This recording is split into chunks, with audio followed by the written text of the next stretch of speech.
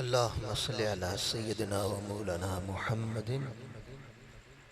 وعلى آله وصحبه وبارك وسلم. استغفر الله العظيم.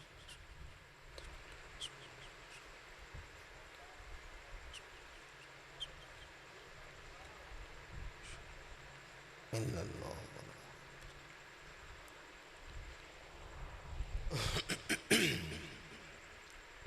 نحمده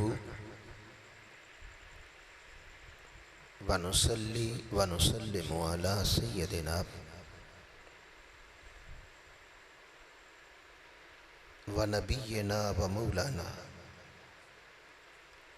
وملجانا ومأوانا محمد صلى الله رسول النبي الكريم الأمين المكين الرؤوف الرحيم. أما بعد فأعوذ بالله من الشيطان الرجيم. بسم الله الرحمن الرحيم. يا أيها الذين آمنوا كتب عليكم الصيام كما كتب على الذين من قبلكم لعلكم تتقون أياما معدودات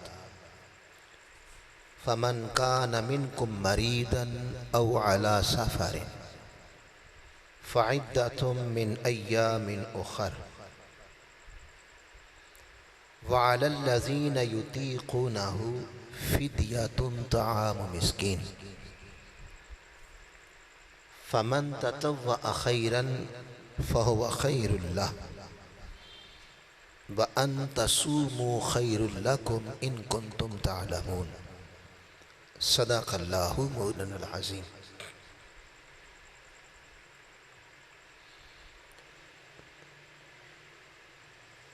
یہ پنکھا بند کر دیں،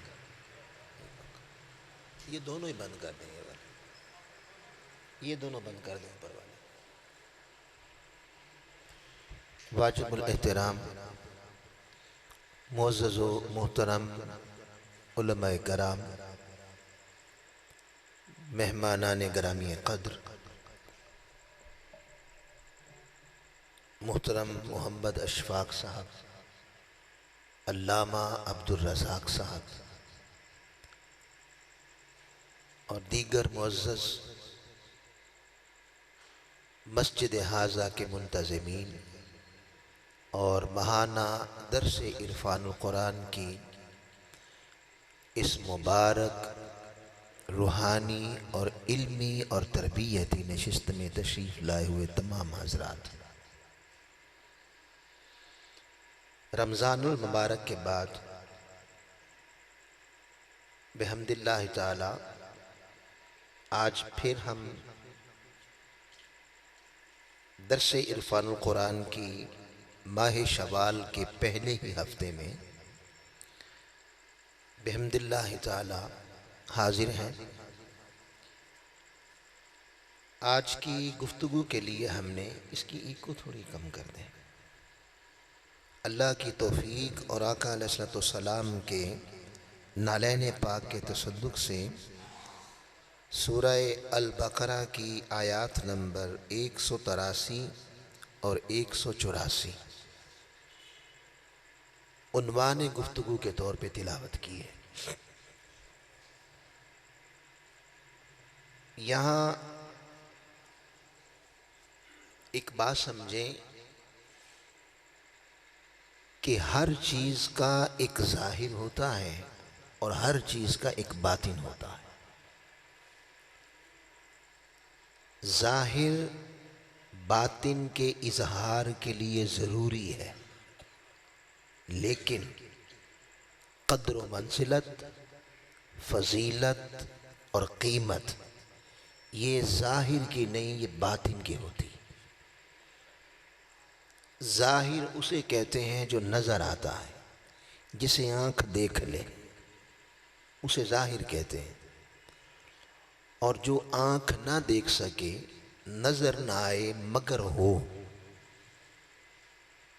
محسوس ہوتا ہے، احساسات ہوتے ہیں، اس کو باطن کہتے ہیں۔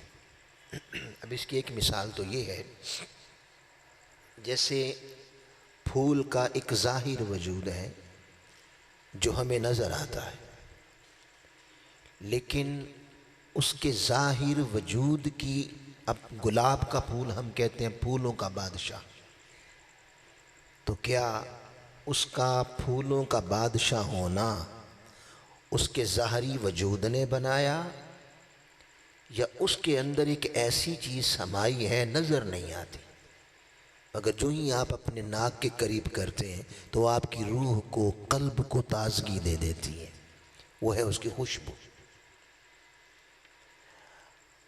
آج کل بازار میں کاغذ کے پھول مل جاتے ہیں، نائلون کے کپڑے کے پھول مل جاتے ہیں۔ اب خالی کپڑے کا پھول ہو، نائلون کا پھول ہو، کاغذ کا پھول ہو، وہ آپ سٹیج پہ سجا لیتے ہیں، کمرے کو سجاوٹ کے لیے لگا لیتے ہیں، لیکن اگر اندر خوشبو نہ ہو تو وہ ایک ڈیکوریشن پیس تو ہو سکتا ہے مگر کمرہ مہکا نہیں سکتا۔ مہکانے کے لیے وہ جو اندر نظر نہیں آتی خوشبو، وہ نہ ہو تو کمرہ سج سکتا ہے، مہک نہیں سکتا۔ کچھ ایسا حال آج امت مسلمہ کا ہو گیا کہ ہم نے ڈیکوریشن پیس بن گئے ہیں اسلام کے، یعنی وضع قطع ان کاغذ کے پھولوں کی طرح ہماری، جیسے کپڑے کے اور کاغذ کا رنگین پھول بالکل گلاب جیسا بنا دیتے ہیں، تو وہ کمرہ سجاتا ضرور ہے، مہکاتا نہیں۔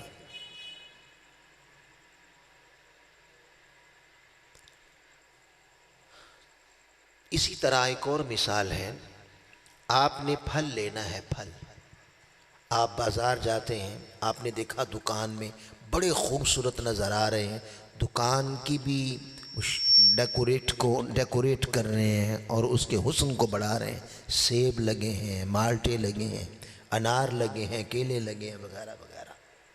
آپ جا کے پوچھتے ہیں بھئی یہ سیب کتنے کے کلو؟ وہ دکاندار کہتا ہے جی 500 روپے کلو۔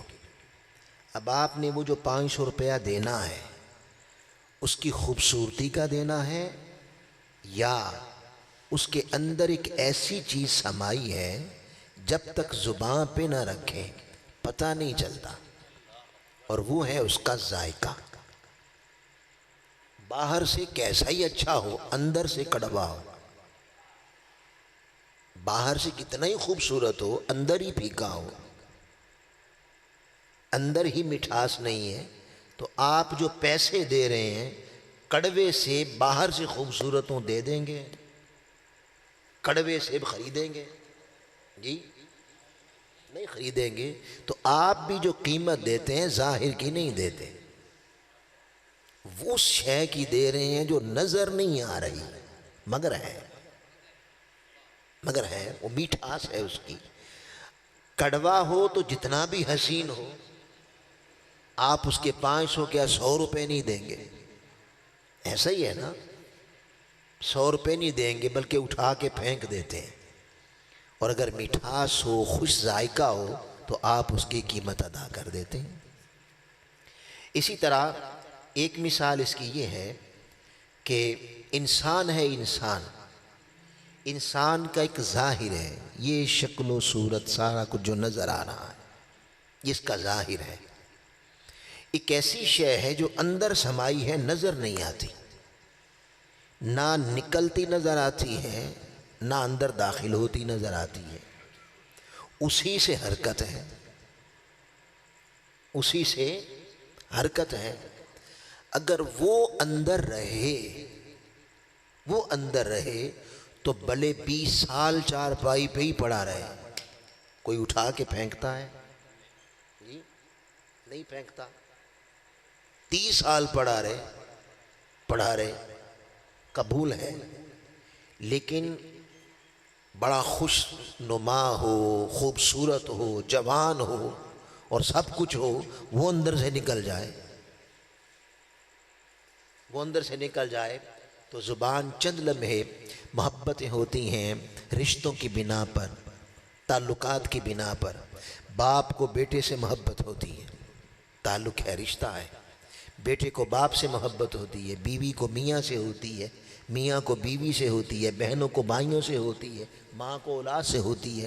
اس محبت اور تعلق کے پھر جذبات ہوتے ہیں، پھر وہ جذبات زبان سے اظہار ہوتا ہے، اور زبان چند لمحے کہتی ہے کہ تو میری آنکھوں کی ٹھنڈک ہے، تو میرے دل کا قرار ہے، تیرے بغیر تو ایک شام بھی تیرے بنا گزار نہیں سکتے۔ اور زبان عین سچ بول رہی ہوتی ہے، جھوٹ بھی نہیں ہوتا۔ باپ بیٹے کو کہتا ہے، بیٹا باپ کو کہتا ہے، ماں اولاد کو کہتی ہے، اولاد ماں کو کہتی ہے، میاں بیوی کو کہہ سکتا ہے، بیوی میاں کو کہہ سکتی ہے، بہن بھائی کو۔ اور یہ عین سچ ہوتا ہے، غلط نہیں ہوتا، یہ عین سچ ہوتا ہے کہ تیرے بغیر تو میری آنکھوں کی ٹھنڈک ہے، تو میرے دل کا قرار ہے، تو میرے دل کا چین ہے، سرور ہے۔ تمہیں دیکھتے ہیں تو قرار آتا ہے، تمہیں دیکھتے ہیں تو سکون ملتا ہے۔ چند لمحے پہلے زبان یہ دعویٰ کر رہی ہوتی ہے، وہ اندر سے نکل جائے، وہ جو اندر تھا وہ نکل جائے۔ زبان وہی ہے، وجود بھی وہی ہے، رشتہ بھی وہی ہے، سب کچھ وہی ہے۔ زبان پلٹا کھا جاتی ہے، وہی زبان جو کہتی ہے ایک دن تیرے بغیر نہیں گزار سکتے، پھر وہ کہتی ہے اٹھا کے قبرستان پھینکو کہیں بدبوئی نہ چھوڑ دے۔ تو قیمت کس کی ہوئی؟ اس ظاہری وجود کی ہوئی یا اس اندر کے اس باطن کی ہوئی جو نظر نہیں آتا؟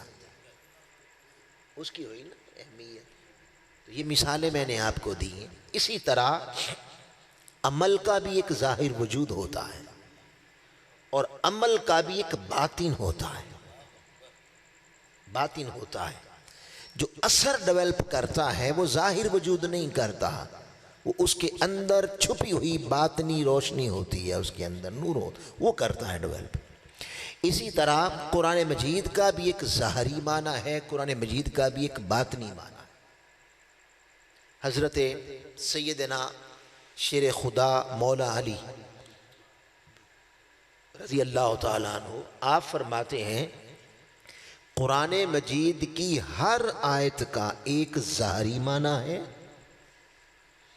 اور ایک ظاہری معنی کے ساتھ ساتھ ہر آیت میں اللہ پاک نے 70 ہزار باطنی حکمت اور عرفان کے معنی چھپا رکھے، چشمے جاری کر رکھے۔ ظاہری معنی کا بھی انکار نہیں ہوتا، یاد رکھ لیں۔ دیکھیں نا، ظاہر کی بھی اہمیت ہے نا۔ اب پھول کا ظاہری وجود نہ ہوتا تو خوشبو رکھتے کہاں؟ پھل ہی نہ ہوتا تو ذائقہ کہاں رکھتے؟ اسی طرح یہ بشری پیکری نہ ہوتا تو وہ روح کہاں ڈالتے؟ تو ظاہر بھی ضروری ہے، مگر اصل قیمت، اصل فضیلت، اصل قدر و منزلت وہ ظاہر کی نہیں، وہ باطن کی ہوتی۔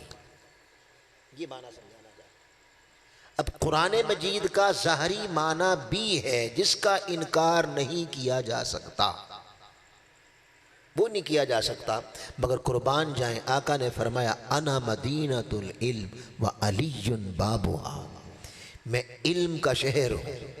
اور ایک مقام پہ فرمایا انا مدینۃ الحکمہ وعلی بابها، ایک مقام پہ یہ فرمایا کہ میں حکمت کا شہر ہوں، میں علم کا شہر ہوں، میں حکمت کا شہر ہوں، اور اس علم و حکمت کے شہر کا دروازہ علی ہے،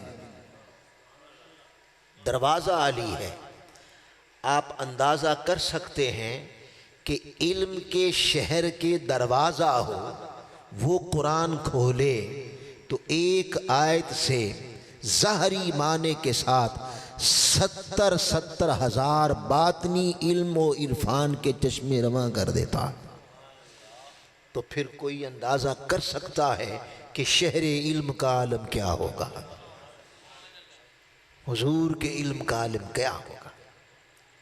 تو عرض یہ کرنا چاہ رہا تھا کہ کہ ہر آیت کا ایک ظاہری معنی بھی ہے، ہر آیت کا ایک باطنی معنی بھی ہے۔ یہ جو ہم نے آپ کے سامنے آج 2 آیتیں تلاوت کی، اس کے بھی ظاہری معنی بھی ہیں اور صوفیہ عرفاء نے باطنی معنی بھی کیے۔ اب ظاہری معنی آپ ہر رمضان میں ہر سال سنتے رہتے ہیں، اپنی اپنی سب بیان کرتے ہیں، وہ روزے کی فرضیت کا ہے۔ فرمایا یا ایھا الذین آمنوا، اے ایمان والو، یہاں سے اس آیت کا آغاز ہوتا ہے۔ میں کتب علیکم الصیام، آج کی گفتگو میں ہم اس کے ظاہری معنی کے ساتھ ساتھ اس کے باطنی عرفان کو سمجھتے ہیں، باطنی معنی کو سمجھتے ہیں۔ اللہ پاک نے فرمایا یا ایھا الذین آمنوا، اے ایمان والو، کتب علیکم الصیام، اے صاحبان ایمان، تم پر صیام فرض کر دیا گیا۔ الصیام، یہ تم پہ فرض کر دیا گیا۔ اب یہ صیام جو لفظ آیا، الصیام، اس کا اردو معنی ہے رکنا یا روک لینا۔ تو کیا معنی بنا؟ اے ایمان والو، جب تم نے کلمہ پڑھا، جب تم نے لا الہ کہا اور خود کو کسی کے ساتھ جوڑ لیا، جب تم نے اللہ کی توحید کی شہادت دی اور اللہ کے رسول کی رسالت کی شہادت دی، تو اس توحید اور رسالت کی شہادت دینے نے تمہیں روک دیا ہے۔ آمنو کہا نا، آمنو، یہ خطاب یہودیوں سے نہیں، یہودی ہے تو نہ رکے، عیسائی ہے، بدھ مت ہے، ہندو ہے، سکھ ہے، پارسی ہے، مجوسی ہے، کافر ہے، نہ رکے، اس پر نہیں ہے پابندی۔ رکنا کس پہ ہے؟ یا ایھا الذین آمنو، جو خود کو مومن کہتا ہے، جو خود کو صاحب ایمان کہتا ہے۔ تو جب تم خود کو صاحب ایمان کہتے ہو تو اس ایمان لانے نے تم پر صیام فرض کر دیا۔ ایمان نے تم پر صیام فرض کر دیا، اور صیام کیا ہے؟ رک جاؤ، تم پر رکنا فرض ہو گیا۔ اب یہاں یہ سوال پیدا ہوا کہ کس سے رک جائیں؟ اے مولا، وہ کیا شے ہے جس سے ہمیں روکا ہے؟ اور قرآن مجید کا اس صیام سے مراد کیا ہے؟ جب یہ لفظ صیام گیا فقہا کے پاس، علماء کے پاس، ان سے پوچھا، بھئی یہ قرآن مجید عرض کر فرما رہا، حکم دے رہا ہے یا ایھا الذین آمنو، اے مومنو، کتب علیکم الصیام، کہ تم پہ صیام رکنا فرض ہے، جسے ہم عرف عام میں روزہ کہتے ہیں۔ عرف عام میں اس کا ترجمہ کرتے ہیں روزہ۔ تو یہ کیا ہے؟ کس سے رکیں؟ ان سے پوچھا تو انہوں نے کہا ہاں، ایک تو انہوں نے اس رکنے کو خاص کر دیا رمضان کے ساتھ، ایک پابندی یہ لگا دی کہ رکنے سے مراد یہ ہے کہ وہ رکنا رمضان میں ہے، وہ رکنا رمضان میں، ایک بات۔ اور دوسرا یہ کس سے رکیں؟ انہوں نے کہا الامساک عن الاکل والشرب والجماع من طلوع الفجر الى غروب الشمس، کہ کس سے رکنا ہے؟ انہوں نے کہا ہاں، فقہا نے کہا، علماء نے کہا رکنا اس سے ہے کہ جب رمضان کا چاند نظر آ جائے تو رمضان میں کھانے سے، پینے سے، اور شادی شدہ ہے تو حق زوجیت ادا کرنے سے رکنا ہے لمیٹڈ ٹائم کے اندر، یعنی طلوع فجر سے لے کر غروب آفتاب تک ان تینوں چیزوں سے رمضان میں رکے رہیں تو اس کا نام ہے صیام۔ یہ جو قرآن نے کہا نا کتب علیکم الصیام، کہ تم پہ رکنا فرض ہے، تو بھی کس سے رکیں؟ انہوں نے کہا رمضان جب نظر آ جائے چاند تو فجر سے لے کے غروب آفتاب تک کھانے پینے اور حق کے زوجیت ادا کرنے سے رک جانا، اس کا نام ہے صیام۔ یہ کس نے تعریف کی؟ علماء نے۔ یہ کس نے تعریف کی؟ فقہا۔ یہ تعریف فقہا کی ہو گئی۔ جب یہی لفظ چلا گیا عرفاء کے پاس، عشاق کے پاس، اولیاء کے پاس، صوفیاء کے پاس، عرفاء کے پاس، تو انہوں نے کہا نہیں، یہ بھی معنی ہوگا اور ہے، ظاہری معنی ہے۔ اور یاد رکھ لیں شریعت کبھی باطن پہ قائم نہیں ہوتی، یہ بھی یاد رکھ لیں۔ گو کہ اہمیت باطن کی ہے۔ آقا علیہ الصلوۃ والسلام نے فرمایا میرے پاس بڑے ایسے کیس آتے ہیں، میں جانتا ہوں کہ یہ مجرم ہے، مگر ظاہر سارے شواہد اس کے حق میں ہوتے ہیں، میں فیصلہ ظاہر پہ کر کے اس کے حق میں کر دیتا ہوں، مگر قیامت کے دن یہ جہنم میں پھینکا جائے گا۔ قانون ظاہر پہ بنتا ہے، باطن پہ نہیں بنتا، مگر قیمت باطن کی ہے۔ یہ بات سمجھ گئے؟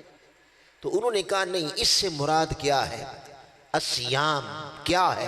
عرفاء نے کہا نہیں، خالی رمضان میں رکنا اور صرف کھانے پینے سے رکنا یہ بھی ہے، مگر نہیں، اصل بات یہ ہے الامساک عن المفترات، ہر اس شے سے رک جانا، اور ماں کی گود سے لے کے قبر کی دیوار تک رک جانا۔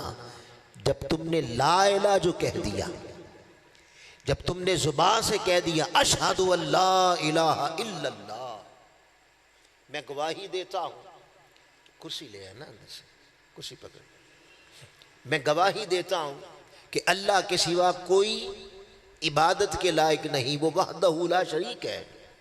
حضور آپ اوپر تشریف، بسم اللہ۔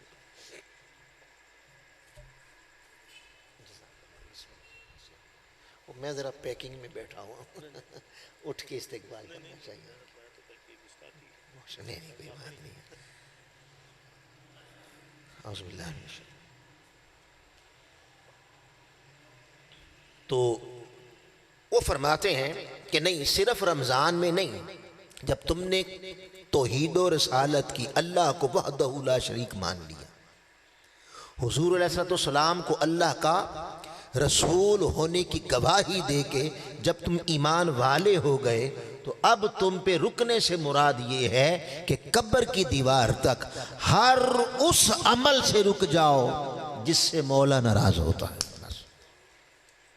رک جاؤ۔ اگر تم نے شہادت اللہ کی دی ہے تو پھر وہ اس پہ قائم رہنا ہے جو اللہ چاہتا ہے۔ پھر نفس کی پوجا سے رک جاؤ، پھر خواہشوں، چاہتوں، لمبی لمبی امیدوں سے رک جاؤ، پھر حرص سے، لالچ سے، طمع سے رک جاؤ، نگاہ کو بے حیائی سے روک۔ یا ایھا الذین آمنوا، اے صاحب ایمان، چونکہ تو مومن ہے بے حیائی سے رک جا، تو مومن ہے جھوٹ، دروغ گوئی، دھوکہ دہی سے رک جا، تو مومن ہے دوسرے کی عزت پر ڈاکہ ڈالنے سے رک جا، پیٹ کو حرام خوری سے روک، زبان کو جھوٹ اور دھوکے سے روک، آنکھوں کو بے حیائی سے روک، کانوں کو لغویات کے سننے سے روک، ہاتھوں کو دوسروں کو نقصان پہنچانے سے روک، اور قدم کو ادھر اٹھانے سے روک جس سے مولا ناراض ہو جاتا۔ کتب علیکم الصیام، تم پہ رکنا فرض ہے، رک جا۔ کس سے؟ رک جا انا سے، رک جا بتوں کی پوجا سے، رک جا میں سے، رک جا غرور سے، رک جا حسد سے، رک جا کینہ سے، رک جا بغض سے، رک جا نفرتوں سے، قدورتوں سے، عداوتوں سے، کہ تو کسی کا ہو گیا ہے۔ تو نے جس سے نسبت اختیار کی ہے وہ تو رحمت للعالمین ہے، تو جن کا غلام بنا ہے وہ تو شفیع ہے، تو جن کا غلام بنا ہے وہ تو رحیم و رؤوف ہے۔ تو جس سے تیری نسبت ہو گئی، اے ایمان والو، ایمان کا تقاضا یہ ہے کتب علیکم الصیام، اب صاحب سیام بن جاؤ، یہ ایمان کا تقاضا ہے۔ تو یہ صوفیہ نے اس کا معنی کیا نہیں، زندگی میں ہر اس عمل سے رک جاؤ۔ اب یہاں مجھے وہ واقعہ یاد آ گیا، اور آپ نے بچپن سے سنتے آ رہے ہیں، مگر اس معنی کو واضح کرنے کے لیے وہ بڑا کام آئے گا۔ حضرت ابو صالح موسیٰ دوست جنگی رحمت اللہ تعالی علیہ، یہ حضرت غوث العظم الشیخ عبد القادر الجیلانی رضی اللہ تعالیٰ عنہ کے والد گرامی ہیں۔ ان کا واقعہ کہ ایک لمبے سفر سے کہیں سے آ رہے تھے، تو وہ دریا کے نہر کے کنارے کنارے چل رہے تھے، تو سفر کی تکان نے آپ کو بھوک اور پیاس میں مبتلا کر دیا۔ تو اسی کے اندر نہر کے اندر ایک سیب لڑکتا ہوا آ رہا تھا، تو آپ نے کی بھوک کی وجہ سے آپ نے شدت بھوک کی وجہ سے پکڑا، اور پکڑتے ہی ایک لقمہ لے لیا۔ جب ایک لقمہ لے لیا تو میرا وجدان کہتا ہے اندر سے آواز آئی، رک جا، تجھے تو روکا تھا کہ بغیر اجازت کے نہیں لینا، تمہیں تو یہ کہا تھا کہ کسی کی بھی چیز بغیر اجازت کے نہیں لینی، تو آواز آئی، کیا تو صاحب صیام نہیں ہے؟ کیا تو روزہ دار نہیں ہے؟ تو چونکہ وہ روزہ دار تھے، تو صاحب صیام ہماری طرح ان کا صیام صرف رمضان میں نہیں آتا تھا کہ صبح سے شام تک بھوکے پیاسے رہ لے، اللہ اللہ خیر صلی اللہ، نہیں، وہ صاحب صیام تھے۔ تو جب اندر سے آواز آئی تو اس ایک لقمے نے تڑپا کے رکھ دیا، تڑپا دیا۔ واپس پلٹے جدھر سے سیب آ رہا تھا، ایک سفر طے کرنے کے بعد دیکھا کہ ایک باغ آ گیا سیب کا، اور اس کی شاخیں درختوں کی اس نہر کے اوپر تھیں، اور وہ سیب بھی ان سیبوں سے مل گیا، جان گئے کہ یہ اسی باغ کا سیب ہے، یہ ہے صاحب صیام۔ ان کے مالک کو تلاش کیا، وہ بہت بڑے شیخ اور حسینی سید حضرت الشیخ عبداللہ تھے، حسینی سید بہت بڑے شیخ، ان سے ملاقات کی، انہیں ڈھونڈا، اور جوانی کا، جوبن کا، شباب کا عالم ہے۔ اب دیکھیں سیب ایک ایسی چیز ہے کہ اس میں آئرن ہوتا ہے، آپ اس کو تھوڑا سا کاٹ دیں یا ایک لقمہ لے لیں اور پھر اس کو نہ چھیڑیں تو آپ کو پتہ ہے اس کے اوپر زنگ آ جاتا ہے، یعنی پتہ چل جاتا ہے کہ یہ زنگ آلود ہے، اس کا مطلب ہے کہ لقمہ لیے کچھ عرصہ گزر گیا۔ تو عرصہ گزر گیا تھا، انہوں نے دیکھا خوبصورت نوجوان ہے، اور یہ حسنی سید تھے، وہ حسینی سید تھے، یہ حسنی سید تھے۔ تو ان کے ہاتھ میں وہ سیب ہے، اور نوجوان سا لڑکا ہے، اور اس کو ایک لقمہ لیا ہوا ہے۔ تو ان سے پوچھا، سلام عرض کر کے پوچھا، آپ ہی اس باغ کے مالک ہیں؟ انہوں نے کہا ہاں میں ہی مالک ہوں۔ فرمایا آپ کا یہ سیب فلاں جگہ پہ میں جا رہا تھا اور نہر میں لڑکتا جا رہا تھا، تو آپ کی اجازت کے بغیر ایک لقمہ لے لیا۔ یہ شہادت گہے الفت میں قدم رکھنا ہے، لوگ آسان سمجھتے ہیں مسلمان ہونا۔ یہ آپ کی اجازت کے بغیر ایک لقمہ لے لیا ہے۔ انہوں نے سیب دیکھا، ان سے پوچھا، میں پھر فرمایا یہ مجھے معاف کر دیں۔ انہوں نے جوانی دیکھی، اور یہ عالم خوف خدا کا دیکھا، اور یہ عالم تقوی اور پرہیزگاری کا اور زہد و ورع کا دیکھا۔ انہوں نے کہا میں نہیں کرتا، میں نہیں کرتا۔ اب دیکھیں نا، جب آپ کسی کو نقصان پہنچا دیں تو دو ہی صورتیں ہیں نا، یا معاف کر دیں یا سزا دے دیں۔ تو کہا ٹھیک ہے، اگر معاف نہیں کرتے تو سزا دے دیں۔ کہا ہاں وہ تو دیں گے، سزا تو دیں گے۔ تو جو صاحب صیام ہے وہ کہتا ہے نہیں، یہاں کی سزا قبول ہے، وہاں کی سزا قبول نہیں ہے۔ اس کی گرفت سے بچنا چاہتا ہے کہ اس کی گرفت آئی تو اس کے شان کے لائق آئے گی، اس سے بچنا چاہتا ہے۔ تو صاحب صیام کے ایک معنی یہ بھی ہو گیا کہ میری گرفت سے بچ جا، دسترازی سے بچ جا، رک جا۔ انہوں نے کہا نہیں، پھر ایسا کر، اب مختلف روایتیں ہیں، ایک میں یہ ہے کہ آپ 1 سال تک میرے باغ کی حفاظت کریں۔ وہ 1 سال تک حفاظت میں ان کی صبحیں، شامیں، راتیں مصلے پہ دیکھیں، دن کا تقوی دیکھا، پرہیزگاری دیکھی، ہر طرح سے جانچا۔ وہ ہر طرح سے پورے صاحب سیام نکلے، جوانی میں صاحب سیام نکلے۔ اب جب پورا ہو گیا عرصہ جتنا بھی تھا، جب وہ پورا ہو گیا دوبارہ آ گئے، بھی آپ کا یہ وعدہ تھا میں نے پورا کر دیا، اب آپ مجھے معاف کر دیں۔ انہیں کہا نہیں ایک اور شرط ہے۔ کہ وہ شرط کیا ہے؟ یہ بات سنانے کے لیے میں نے یہ صاحب سیام کا یہاں معنی سمجھ آئے گا۔ انہیں کہا شرط یہ ہے، میری ایک بیٹی ہے، وہ سر سے گنجی ہے،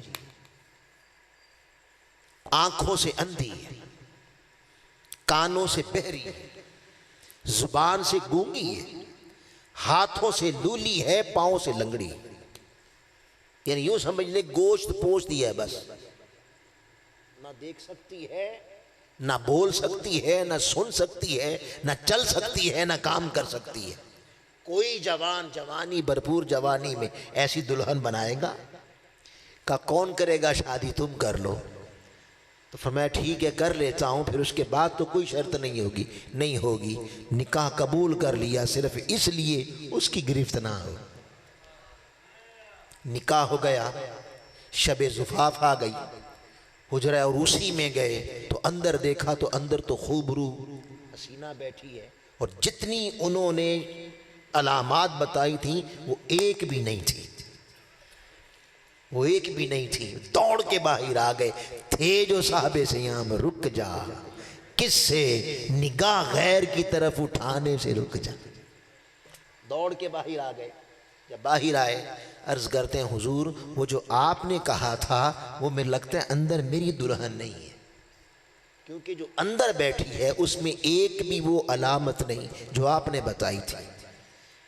کہا نہیں دلہن یہی ہے، دلہن یہی ہے۔ تو حضور وہ گنجی، اندھی، بہری، گونگی، لولی، لنگڑی وہ کیا ہے؟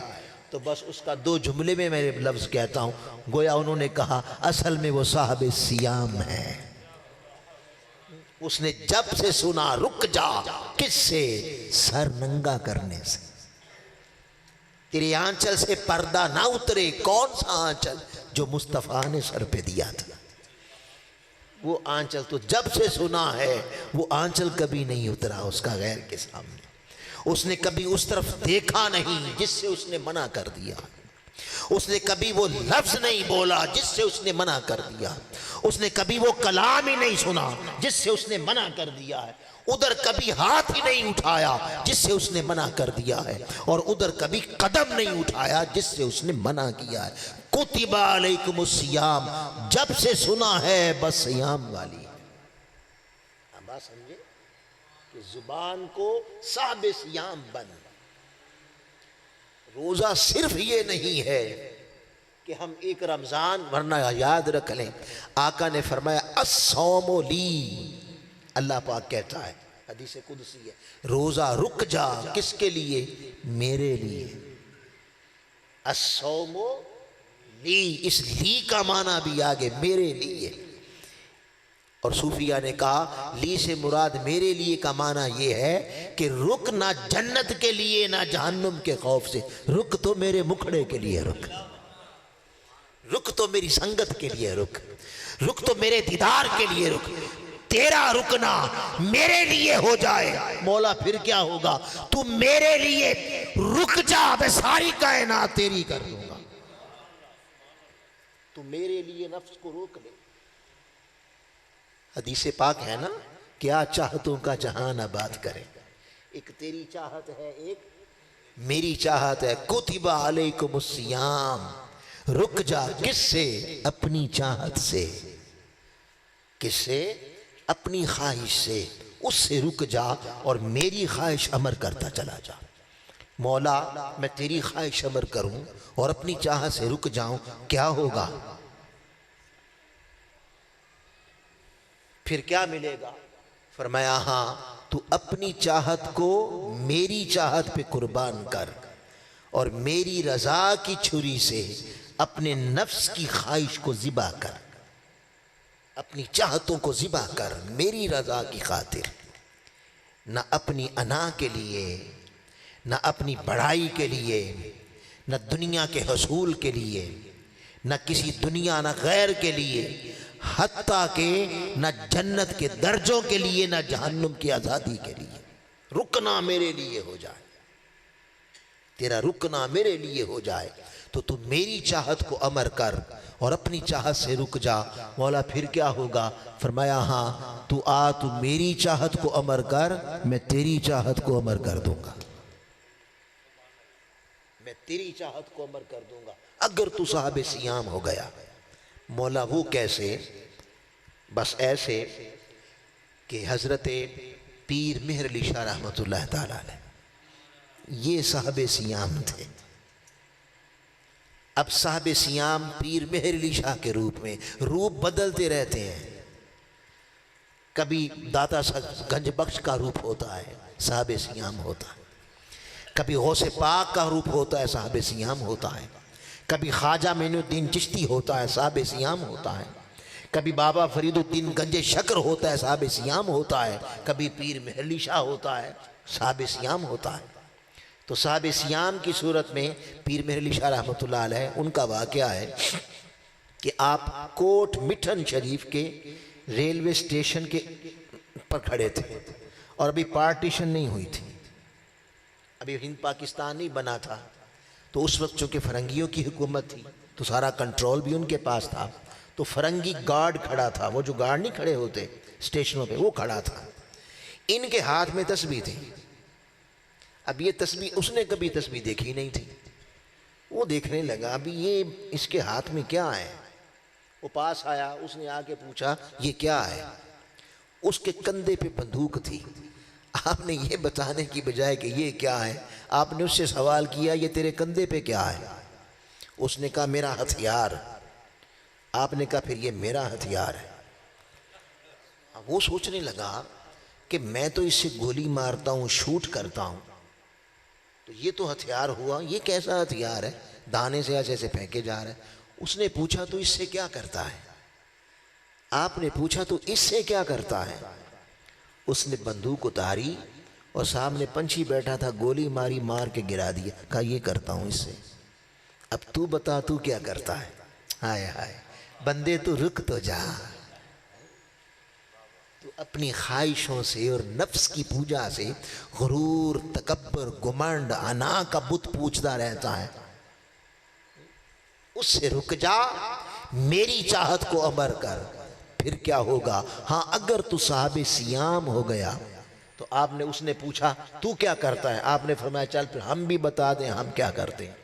آپ گئے اور آپ نے وہ تسبیح اس مردہ پنچھی کو یوں مار کے کہا قم باذن اللہ، وہ پھر کر کے اڑ گیا۔ ہم یہ کرتے ہیں، اے بندے میرا قاعدہ نہیں ہے کہ میں موت کے بعد زندگی دوں، یہ میرا اصول نہیں ہے اس کائنات میں کہ اس جہان میں مرنے کے بعد زندگی دوں۔ تو صاحب سیام بن، کیا تو اپنی چاہت سے رک جا، میری چاہت کو امر کر۔ اگر پھر تو نے چاہا کہ مردے بھی زندہ کر دیے جائیں، کبھی ایسا ہو گیا تو پھر میں تیری چاہت امر کرنے کے لیے اپنے قاعدے بھی بدل دوں گا، کہ تیری خاطر مردے بھی زندہ کر دوں گا۔ حضرت خواجہ معین الدین چشتی اجمیری رضی اللہ تعالیٰ عنہ، آپ کی ساری زندگی مندروں میں گزر گئی، ساری زندگی۔ کوئی گرجے میں چلا جائے تو ہضم نہیں ہوتی بات، اور گرجا پھر اہل کتاب کا ہے، گرجا پھر اہل کتاب کا ہے، اور امام ابو حنیفہ کا فتویٰ ہے کہ اہل کتاب کے لیے مسجد بھی کھولی جا سکتی ہے اور ان کے گرجے میں بھی جایا جا سکتا ہے، یہ نہیں۔ مگر وہ اہل کتاب کا نہیں، وہ تو بت پرست تھے، ساری زندگی مندروں میں گزار دی، مگر خواجہ صاحب کی قسمت فتویٰ باز اور حاسد مولوی نہیں تھے، ایسے نہیں تھے، ورنہ کہتے یہ دیکھو تمہارا خواجہ مندر میں، اور نہ آؤ دیکھو نہ تو ڈائریکٹ کہہ دیتے بتوں کی پوجا کرنے بیٹھا ہے۔ بھئی جب اللہ نہ اللہ کا خوف رہے، نہ نسبت مصطفیٰ کا حیا رہے، نہ علم کا حیا رہے، جب حیا ہی کوئی نہ رہے تو پھر زبان کسی نے پکڑ رکھی ہے، جو چاہے بک دے، جو چاہے زبان سے کہہ دے۔ اب ہندوؤں کی ایک رسم ہے کہ ہندو لوگ ان کے جب لڑکی لڑکے کی شادی ہوتی ہے تو لڑکی کے سسرال والے لڑکی کے سسرال والے وہ کیا کرتے ہیں، وہ اپنی دلہن کو لے کر، اپنی بہو کو لے کر مندر جاتے ہیں، اور مندر کے باہر سارے کھڑے ہو جاتے ہیں۔ دلہن کے ہاتھ میں ایک لڈوؤں کی ٹرے ہوتی ہے، مٹھائی ہوتی ہے، وہ اکیلی اندر جاتی ہے، اور اندر جو پتھر کا صنم پڑا ہوتا ہے، پتھر کا بت ہوتا ہے، وہ اس کے چہرے کے قریب یوں 7 چکر لگاتی ہے، ایسے کر کے اکیلی اندر گئی۔ اور خواجہ صاحب کی قسمت کیمرہ نہیں تھا، ورنہ کوئی بے ایمان یوں اس اینگل سے تصویر اتار کے بعد میں پمفلٹ بنا کے پوری قوم میں چھاپتا پھرتا، یہ دیکھو خواجہ لڑکی کے ساتھ۔ جب انسان کے پاس ایمان کی رتی نہ رہے، جب انسان کو حیا نہ رہے، علم کا حیا نہ رہے، اللہ کا خوف نہ رہے، مصطفیٰ کی نسبت کا حیا نہ رہے، تو اللہ کسی نے پکڑ تو نہیں نہ رکھا زبان، جو چاہے کہہ دے، جو چاہے کر دے، پکڑا ہوا ہے کسی نے؟ تو اکیلی دلہن اندر گئی، اکیلی اندر چلی گئی۔ اب خواجہ صاحب دیکھ رہے، ہائے ہائے ہائے، بندے تو صاحب سیام تو بن، تو رک جا میرے لیے، الصوم لی، تو رک جا میرے لیے۔ پھر کیا ہوگا؟ اس دلہن نے اس پتھر کے بت کے چہرے کے قریب اٹھے کی اور یوں 7 چکر لگائے۔ جب 7 چکر لگائے، اس نے لڈو اٹھایا اور پتھر کے بت کے ہونٹوں کے پاس لے گئے۔ اب وہ کرتے یہ ہیں کہ ہونٹوں کے پاس لے کر واپس رکھ لیتے ہیں، عقیدہ ان کا یہ ہے بھگوان جی نے بھی شادی کی مٹھائی کھا لی، چلو فارغ۔ اب وہ اس طرح کر رہی تھی، جب اس نے لڈو اٹھایا اور اس پتھر کے بت کے ہونٹوں کے پاس لے گئی، خواجہ صاحب نے فرمایا، اوے کھا جا۔ ہائے ہائے ہائے، اللہ پاک کہتا ہے صاحب سیام تو بن، پتھر نہیں بولتے نہ کھاتے ہیں، مگر ہاں اگر تو میرے لیے رک گیا تو اپنے 5 6 7 فٹ کے جسم پر میرا امر لاگو کر دے، میں تیرا امر کائنات پہ لاگو کر دوں گا۔ تو اپنے جسم پر میرا امر نافذ کر، اپنی خواہشوں سے، چاہتوں سے، حسد سے، بغض سے، کینہ سے، عناد سے، بخل سے رک جا، اور اس 6 7 فٹ کے جسم پر میرے امر کو نافذ کر، میں کائنات پر تیرا امر نافذ کر دوں گا۔ میں کھا جا، اس نے منہ کھول دیا، وہ کھا گیا۔ اس نے اگلا بھی کیا، وہ سارے ہی کھا گیا۔ وہ باہر آئی تو ٹرے خالی تھی۔ اس سسرالیے نے پوچھا یہ لڈو کدھر گئے؟ کہا وہ تو بھگوان کھا گیا۔ وہ کہتے ہیں وہ تو پتھر کا ہے، وہ کہاں کھاتا ہے، وہ تو پتھر کا ہے۔ انہیں کہا نہیں، اندر کوئی بیٹھا ہے۔ ہائے ہائے ہائے، وہ جو اندر بیٹھا تھا وہ کون تھا؟ کتب علیکم الصیام، رک جا، اس نے روک لیا تھا، وہ تھا صاحب سیام، اور ہماری زبان میں روزہ دار۔ وہ کون تھا؟ روزہ دار۔ ہمارا روزہ رمضان میں آتا ہے، ہمارا روزہ رمضان میں آتا ہے، اور کبھی کبھی آتا ہے، اور اللہ والا تو ہر وقت ہی روزے میں ہوتا ہے۔ مومن ہو تو ہر وقت روزے میں رہتا ہے، اس کا ہر وقت ہی روزہ، اس کا اٹھنا بھی روزہ، بیٹھنا بھی روزہ، بولنا بھی روزہ، کھانا بھی روزہ، پینا بھی روزہ، تکنا بھی روزہ، سننا بھی روزہ، چلنا بھی روزہ۔ وہ ہر وقت سراپا روزہ بن کے رہتا ہے، حتیٰ کہ جب وہ زمین سے اٹھایا جائے گا اور قبر میں رکھا جائے گا تب بھی روزہ ہوگا، وہ تب بھی صاحب سیام ہوگا۔ اے بندے، کتب علیکم الصیام، اے ایمان والو تم پر سیام فرض ہے۔ کیا؟ رک جاؤ۔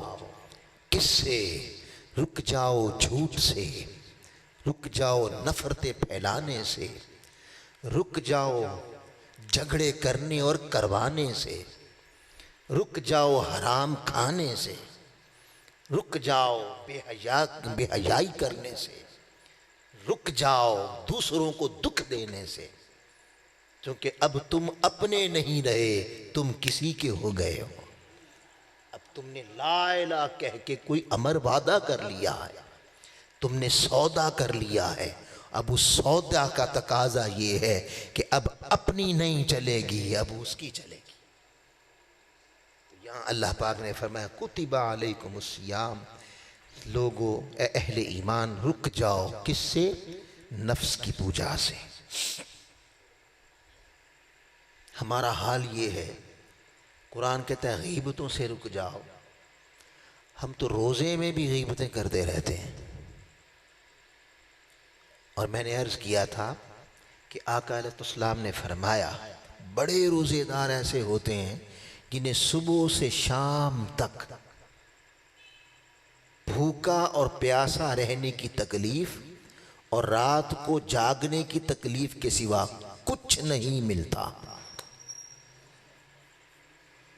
وہ یہی ہوتے ہیں جنہوں نے سمجھا کہ شاید صیام یہ ہے کہ رمضان کے وقت کھانے پینے سے باز رہو۔ نہیں بابا، اس کی پوجا سے باز رہے۔ ہم نے اتنے بت پالتے ہیں، اتنے بت پالتے ہیں۔ ارے ناداں انسان، تو کلمہ پڑھ کے اتنے بت پالتا ہے، شاید ابو جہل بھی اتنے بت نہیں پالتا۔ انا کا بت الگ ہے، اقربا پروری کا بت الگ ہے۔ اللہ کہتا ہے گواہی میرے لیے دے، گواہی عدل و انصاف کے نظام کے لیے دے، گواہی حق کو قائم کرنے کے لیے دے۔ ہم دوستوں کے لیے جھوٹی گواہیاں دیتے ہیں اور کلمہ اللہ کا پڑھتے ہیں۔ دوستی کا بت الگ پالنا ہے۔ اور پاکستانی منڈی کا یہ حال ہو گیا ہے، پاکستانی تاجر کا، چاہے وہ نچلی سطح کا ہے، ایک عام محلے کی دکاندار ہے، چاہے وہ منڈی کا اور عالمی سطح کا سٹاک مارکیٹ میں بیٹھا ہے، جہاں بھی بیٹھا ہے، اس کا ذہن بن گیا ہے کہ جھوٹ نہیں بولنا، دھوکہ نہیں دیں گے تو کمائی کیسے کریں گے۔ نادان تو بھول گیا ہے اگر تجارت جھوٹ کے بغیر چلنے والی شے نہ ہوتی تو مصطفیٰ کبھی تاجر نہ ہوتے۔ اگر جھوٹ لازم ہوتا صدیق اکبر کبھی تاجر نہ ہوتے،